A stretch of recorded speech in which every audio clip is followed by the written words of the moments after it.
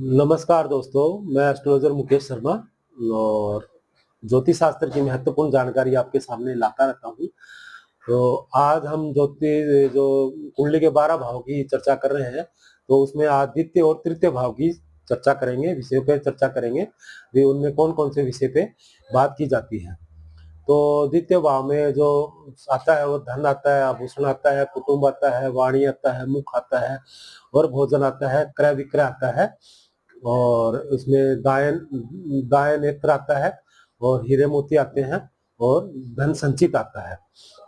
क्योंकि द्वितीय भाव में धन के बारे में चर्चा की जाती है, जातक के पास कितना धन रहेगा, आभूषण रहेंगे या नहीं रहेंगे, और उसका जो वाणी है वो कैसी है, और उसके जो मुख है वो कैसे, मुख का उसका चेहरा जैसे उदास रहता है या हष्ट पुष्ट रहता है, वो उसके बारे में पता लगता है।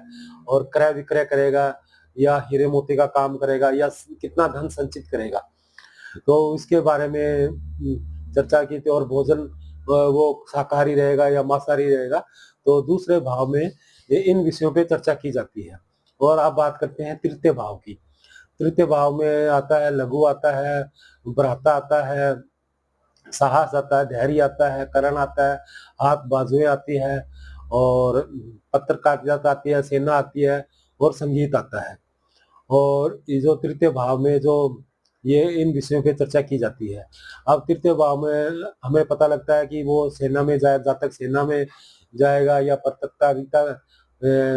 पत्रकारिता करेगा, या उसका संगीत में शौक है, या उसका जीवन में वो कैसे धैर्य में साहस रहेगा उसके अंदर, उसके बाजू और हाथ पैर कैसे रहेंगे, तो ये तृतीय भाव में पता लगता है। तो और भी जानकारी के लिए आप सब्सक्राइब कीजिए और मेरे चैनल को लाइक कीजिए। और भी जानकारी मैं लेके आता रहूँगा। आप मेरे को कॉन्टैक्ट भी कर सकते हैं पर्सनली, जिससे मैं आपको रेमेडीज आपको बताऊँगा, जिससे आपका मार्गदर्शन मिले आपको। नमस्कार।